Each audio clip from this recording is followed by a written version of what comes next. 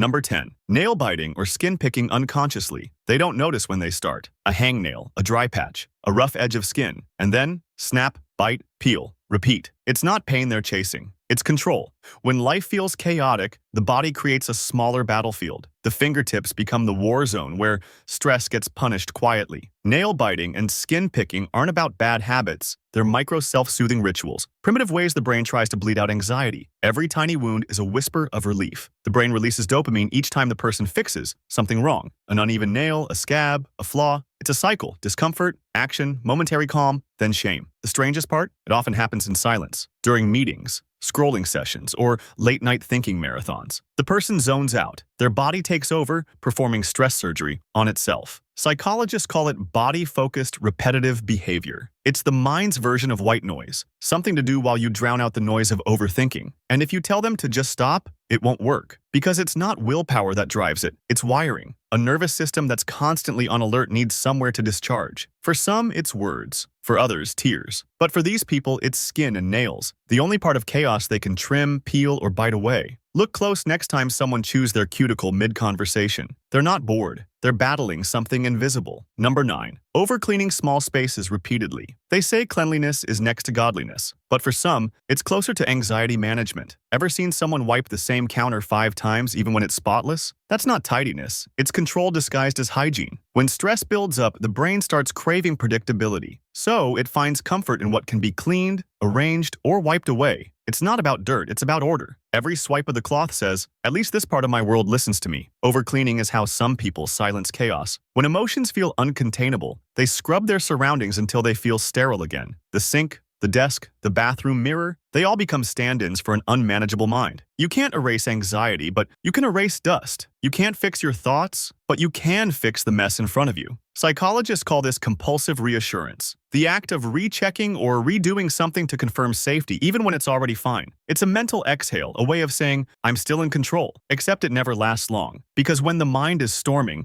the cleanest room still feels contaminated. They'll keep wiping, folding, aligning, hoping that someday the outside order will match the chaos inside. It never does. But for a brief, quiet moment, the sparkle of a freshly wiped surface feels like peace. Number 8. Constant sighing or heavy breathing. Ever notice someone sigh for no reason? Not tired, not bored, just exhaling life itself. That's not laziness. That's the body whispering, I can't take it anymore. When stress stays too long, it traps itself in your lungs. You start breathing shallow, tight, like the world's sitting on your chest. So your body tries to reset, one big sigh at a time. It's an emergency restart button the nervous system hits without asking. Sighing is ancient. Our ancestors did it when danger passed, when the hunt was over, when the threat faded. It told the body, you survived. Breathe again. But today, the danger never leaves. Bills, messages, deadlines, guilt. You can't outrun them, so your lungs keep rehearsing survival. That long exhale is stress, trying to escape through breath. It's how your body vents emotions you didn't have time to process. Every sigh means, I'm tired of holding this in. Every heavy breath says, I'm still trying to calm down. The sad truth? Most people don't even hear it anymore. They laugh mid-sigh, call it habit, move on. But their body is screaming what their mouth won't say. They're not fine. They're functioning. So the next time you catch yourself sighing for no reason, pause. You're not weak. You're overwhelmed. Your lungs are just telling your mind what your words never could. Number 7. Eating snacks compulsively during tension. It starts small. A chip here, a cookie there. You tell yourself you're just hungry, but you're not. You're anxious. And that bite isn't for your stomach. It's for your nerves. Stress eaters don't crave flavor. They crave distraction.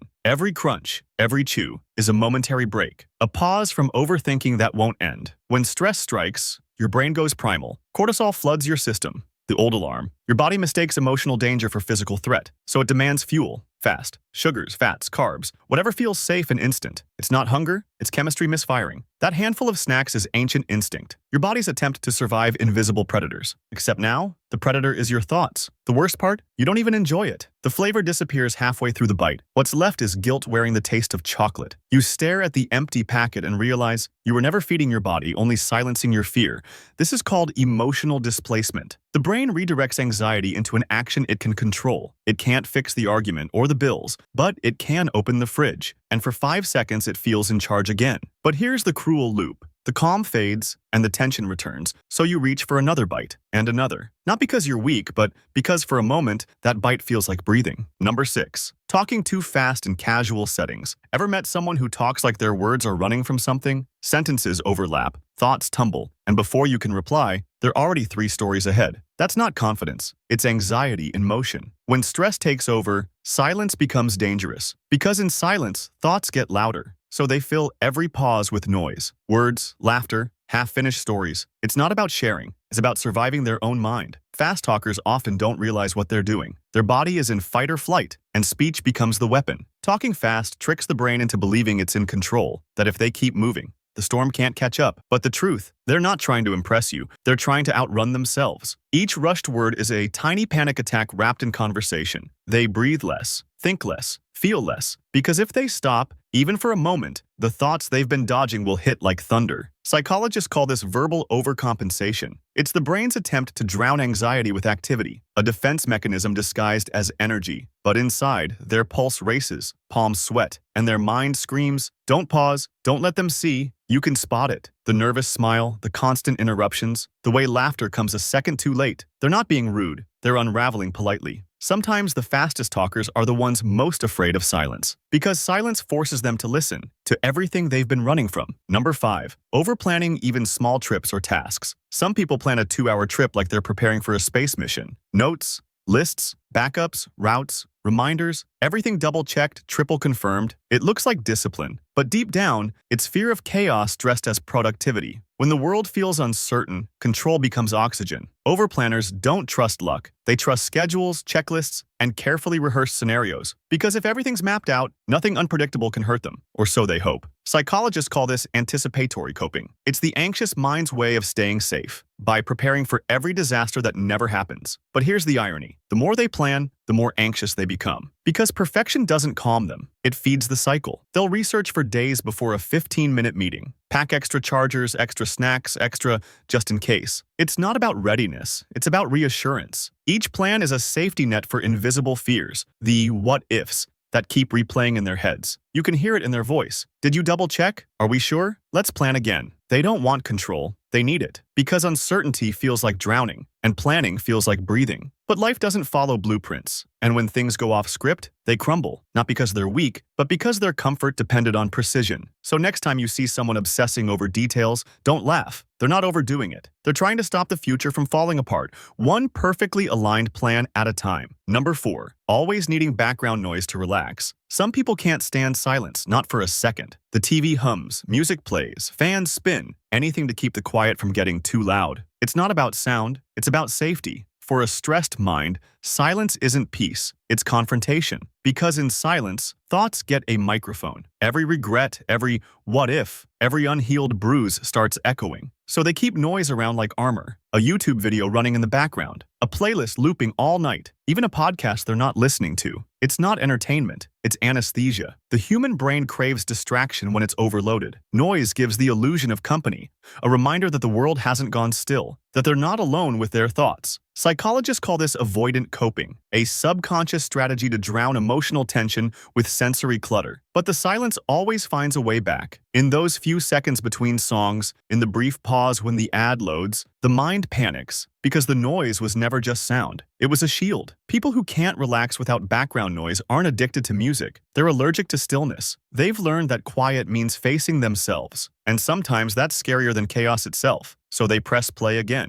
Not to hear, but to hide. Number 3. Snapping at minor inconveniences. The toast burns, the Wi-Fi lags, someone chews too loudly. And suddenly it's not just annoying, it's infuriating. This isn't about bad temper. It's about a nervous system on overload. When someone's under constant stress, their emotional tolerance collapses. The mind's like a full glass of water. Even a single drop makes it spill. Snapping at small things means the body's been absorbing tension for too long. Every sigh swallowed, every thought suppressed, gets stored like static electricity. Then one spark, a broken pen, a late text, a misplaced key, and everything explodes. It's not that they hate the world, they just can't hold it in anymore. Anger becomes the only outlet that still works. Because anger feels powerful, when everything else feels powerless. Psychologists call this emotional displacement. You can't yell at your boss, so you yell at your coffee machine. You can't control life's chaos, so you scold someone for leaving the lights on. It's misplaced frustration, pain searching for a smaller target. The irony, The moment the outburst ends, guilt replaces relief. They apologize, they regret, they promise to stay calm next time. But until they rest, until they breathe, the cycle reloads. People who snap easily aren't bad. They're burned out. They're not angry at you. They're angry that their mind never gets a break. So next time someone loses it over something tiny, don't take it personally. They're not fighting you. They're fighting the noise inside their own head. Number 2, sleeping excessively to escape stress. Some people don't sleep because they're tired. They sleep because they're done. Done thinking. Done worrying. Done pretending to be okay. Oversleeping isn't laziness, it's emotional hibernation. When the world feels too heavy, the mind looks for an exit and sleep becomes the nearest one. It's the only place where problems pause, where no one asks questions and nothing demands a response. Psychologists call this avoidance fatigue. It's the stage where stress stops being noise and starts being weight. The person doesn't want rest, they want escape. Every nap is a way of saying, I don't want to be conscious for this. They'll tell you they're just catching up on sleep. But deep down, they know they're hiding. Because in dreams, life blurs, and blurriness feels safer than clarity. The cruel part? The more they sleep, the more tired they feel. Because what drains them isn't lack of rest, it's the emotions they're avoiding. You can't outsleep what your heart refuses to face. This isn't weakness, it's survival, a body trying to protect itself from a world that never turns off. But rest isn't healing when it's used to disappear. True recovery starts when you wake up and stop running from your own thoughts. So if someone sleeps too much, don't call them lazy, call them lost. Because sometimes, sleep is the only safe place a tired soul can still find. Number 1, constantly fiddling with objects, pens, keys, click, spin, tap, roll. They don't even notice they're doing it. A pen cap between fingers, a keychain twirling endlessly, a ring sliding up and down the same finger. These aren't random tics. They're tiny pressure valves for an overwhelmed brain. When stress builds up, energy has to go somewhere. For some, it spills out through words. For others, through restless movement. Fidgeting is the body's hidden language of tension. It says, I'm trying to stay calm. I'm grounding myself. Neurologically, these repetitive motions release microdoses of dopamine, just enough to distract the mind from spiraling. It's like the body builds a rhythm to keep anxiety from flooding over. The same way drummers keep tempo. The anxious keep motion. Psychologists call it stimulation regulation. It's how people balance their internal noise by giving their hands something to do. Because when the hands move, the chaos quiets. When the object clicks, the mind feels in control again. But the silence after can feel too loud. That's why they start again. Tap, spin, twist, repeat. Not to annoy others, but to keep their own nervous system from snapping. Look closely in a meeting, on a bus, in class, at dinner. Those restless fingers aren't bored. They're coping. Because sometimes holding a small object is easier than holding a heavy thought.